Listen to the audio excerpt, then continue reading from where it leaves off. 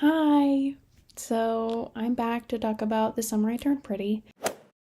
If you're not still mentally a teenager, you might not know what that is, but it's a young adult book turned TV series featuring character Belly, who falls in love with two brothers, and it's about the love triangle between the three of them. When I think of this show, I think of the insane soundtrack that they've compiled. There is a whopping 117 songs in the soundtrack of season 3 alone. And before I get into my opinions on compilation scores and how I feel about using a compilation score in this show specifically, let's clarify what I mean by a compilation score.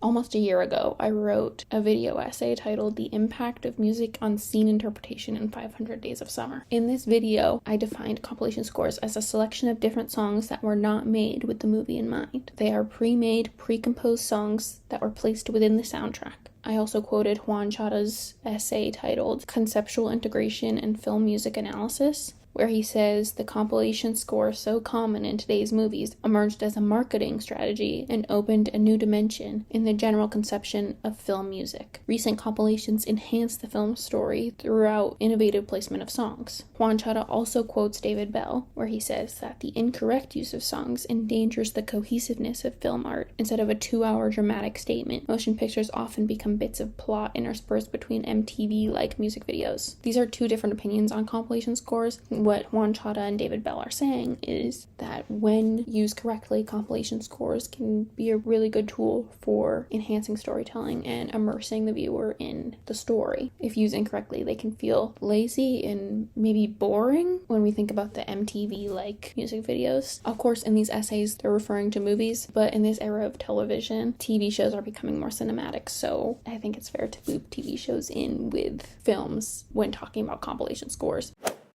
If we focus specifically on The Summer I Turned Pretty, the kind of music that they're using ranges a lot between genres and time periods, but mostly centers around 2020s pop. Like I Like the Way You Kiss Me, Hot to Go, Lovin' on Me, and lots of Taylor Swift. This does fit within the framework of the show, but in addition to that, it is free marketing for the show itself. Movies have been praised for their compilation scores before, like Guardians of the Galaxy. Because of the songs these directors are using, they're getting more publicity. So The Summer I Turned Pretty is using that with TikTok songs because that's their audience. I think this is a really heavy term, but there's also a lot of music that falls under nostalgia baiting. And if you've never heard that word before, I would describe it as someone using nostalgia to make something else popular. When I think of it, I think of a lot of artists nowadays using samples from the early 2000s or the 90s or the 80s in the songs they make now. There's music by Fleetwood Mac, The Strokes, The Cranberries, the Red Hot Chili Peppers, and the Beatles. In this LA Times article titled Jenny Han explains how Taylor Swift's songs and other pop music is central to The Summer I Turned Pretty, Malia Mendez writes that it's also a way she connects with viewers outside of the show's target audience of teens. I think it is kind of a good idea to loop other generations in through music, but I'm not sure if it works. Like when I hear Fleetwood Mac playing in The Summer I Turned Pretty, I don't know if that's going to make someone who listened to Fleetwood Mac in the 70s when it came out nostalgic and want to watch it more, or if it's just impressive that they got the rights to a Fleetwood Mac song. I'm not sure. This next category of songs is soundtracks from other movies or musicals. They use a song from the Call Me By Your Name soundtrack. They use songs from Bye Bye Birdie, which is actually kind of fun because the main male lead in Bye Bye Birdie is Conrad. And I think they use the song called We Love Conrad, which I do think that's kind of fun. That is kind of a fun little clever nod. There's a cover of Kiss Me, which of course is by Sixpence None the Richer, but when most people think of Kiss Me, they think of She's All That. And they use Murder on the Dance Floor. This song came out in the 2000s, but its main connection to pop culture is from the movie Saltburn. In the Marie Claire article by Abby Montiel, she writes, even Murder on the Dance Floor was a song they'd been listening to in Paris, because it was right after Saltburn had come out. That's something Belly and her friends would have been listening to at the time because it was so big. We want it to be honest and realistic to what life is and what people are listening to at that age. This is like what I said before with the trendy TikTok songs that they're using that already have silly little trends and dances to them. They're catering towards a teenage audience, and because teenagers were watching Saltburn, teenagers were then listening to Murder on the Dance Floor because it became such a big thing on social media after the movie came out. What I was trying to get at before was that using pre-composed music in general, to me, is already kind of lazy, especially when the story relies on this song that wasn't made for this specific story. There's just so much more depth that could have been had if a song was composed for this particular story. There are times when a pre-composed song is the right choice. Sometimes it makes the viewers relate to the character more because they're listening to songs that the viewers would listen to, or sometimes it relays information to the viewer about what the character is feeling without it actually being said what the character is feeling. But using songs composed for other soundtracks in another soundtrack, it's strange. And then the Murder on the Dance Floor example is also strange because Saltburn used Murder on the Dance Floor as part of their compilation score, and then The Summer I Turned Pretty took a piece of that compilation score and put it in their compilation score as a nod to that compilation score. I get it. I do get it. I'm just not a fan. And the main question that is to be had when talking about this show and the music relating to this show is, how are they able to get all of this music? The answer is money. We're looking at a multi-million-dollar music budget for season 3 alone. Again, from the Marie Claire article, Abby Montiel reports that Melissa says, "I can't obviously give numbers, but we do pay for every song. We clear every song. We don't have any sponsors." That is crazy. It is an Amazon Prime original, so I'm not doubting the statement at all. I for sure believe that they had crazy budget for the music itself. Now we're going to move on to how this music is affecting the story.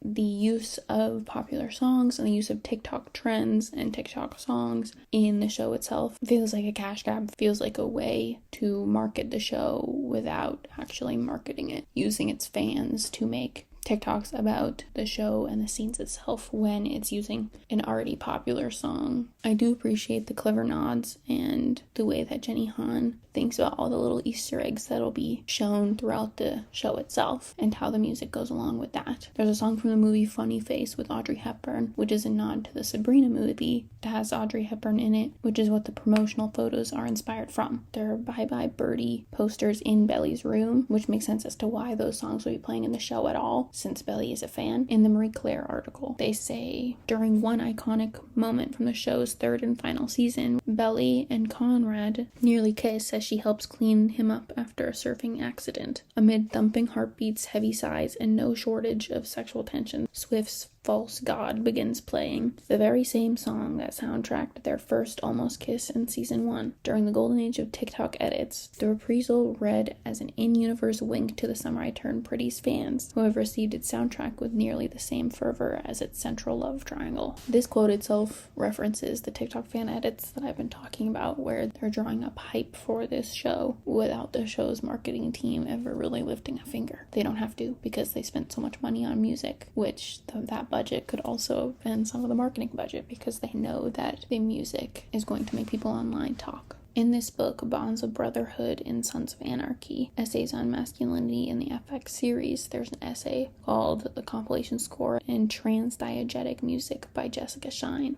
She says, though compilation scores were not as efficient as composed scores at providing films with narrative continuity, pre-existing music offered directors opportunities to draw attention to the music and create MTV-inspired montage sequences by linking seemingly unrelated events or by linking similar events that take place as separate places and times. This links back to what Juan Chata and David Bell said about MTV-inspired montages and MTV-like music sequences. There is a common theme of films and TV shows using music to an extent where it feels as if it's a whole music video within the film. There is a line that can be crossed between using a song as just a background for the setting and using the song as a driving factor to what the viewer is watching. Jessica Shine also writes that Gerald Levinson argues that with appropriated scores as opposed to composed scores, more attention is drawn to the music, both because it is often recognized as such and located by the viewer in a cultural space. What they're saying here is that people pay more attention to soundtracks that compile songs that are already made, as opposed to a soundtrack that's fully composed by one artist, made specifically for the show. Gerald Levinson is saying that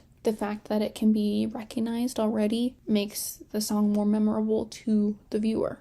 because that part of the media isn't new, so there's more that the viewer can take in. And depending on how much the viewer knows about this song that's being used, it can also create a deeper meaning in the scene because of the way that the viewer interprets the piece. This can make it so that the viewer understands the character better because the song that the character is listening to is one that the viewer already understands and relates to. Even if a compilation score makes The Summer I Turned Pretty more memorable to viewers, is it really necessary in the grand scheme of the storytelling and adapting of characters?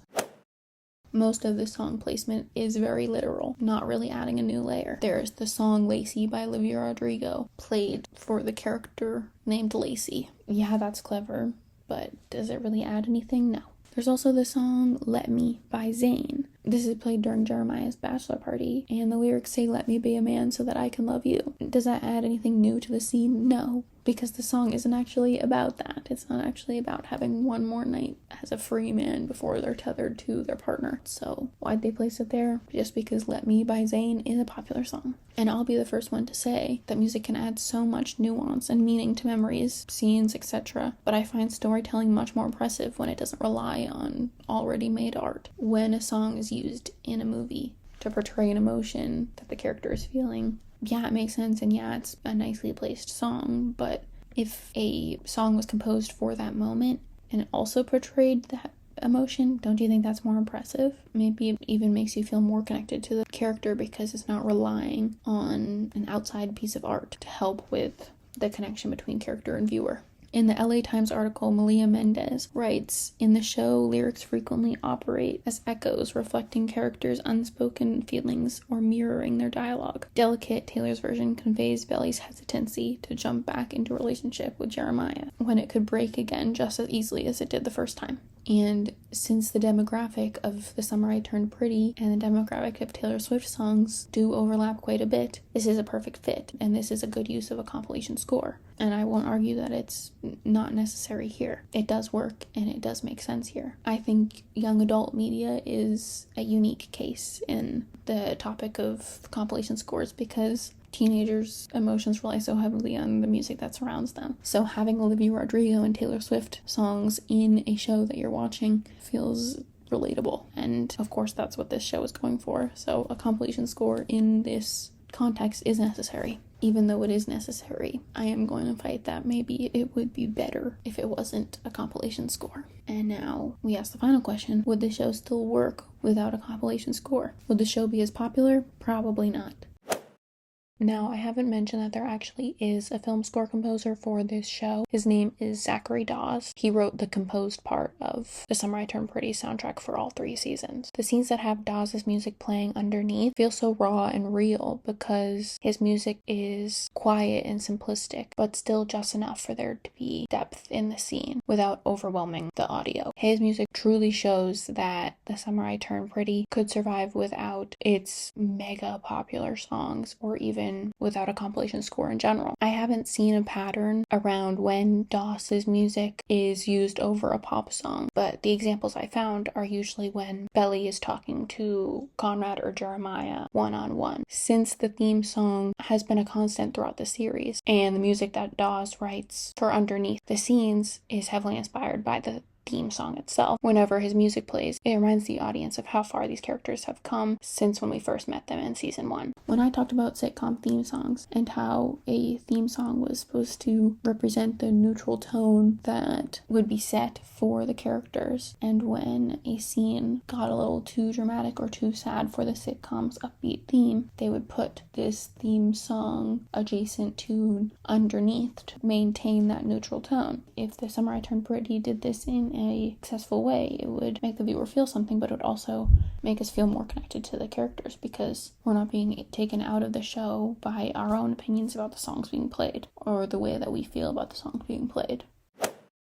Does The Summer I Turned Pretty rely on music too much? The answer is kind of, but it's complicated. And my answer personally is yes. So hopefully this leads me into a new series where I convince myself to watch new media with the promise of analyzing the music. Let me know your opinion in the comments, and thank you for watching.